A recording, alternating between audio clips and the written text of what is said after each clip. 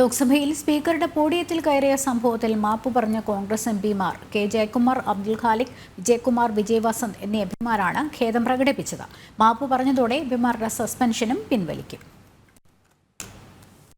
വിവരങ്ങളുമായി എസ് നന്ദഗോപൻ ചേരുന്നുണ്ട്. നന്ദൻ, ഈ കോൺഗ്രസ് എംപിമാർ മാപ്പ് പറഞ്ഞതോടെ സസ്പെൻഷൻ പിൻവലിക്കും എന്നുള്ളതാണോ അറിയാൻ സാധിക്കുന്നത്? എന്താണ് സംഭവിച്ചത്?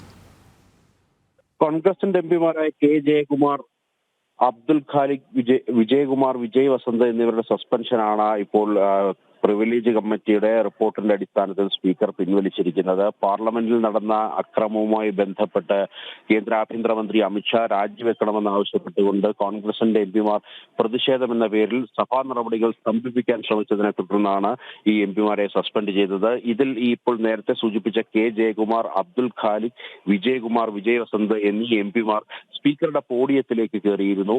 അങ്ങനെ ആ വിഷയം പ്രിവിലേജ് കമ്മിറ്റിയുടെ പരിഗണനയിലായിരുന്നു. അങ്ങനെ പ്രിവിലേജ് കമ്മിറ്റിക്ക് മുമ്പാകെയാണ് ഇവർ ഖേദം പ്രകടിപ്പിച്ചുകൊണ്ട് എഴുതി നൽകിയത്. ഇതിന്റെ അടിസ്ഥാനത്തിൽ പ്രിവിലേജ് കമ്മിറ്റി സ്പീക്കർക്ക് റിപ്പോർട്ട് നൽകി. അങ്ങനെയാണ് ഈ എംപിമാരുടെ സസ്പെൻഷൻ ഇപ്പോൾ പിൻവലിച്ചിരിക്കുന്നത്.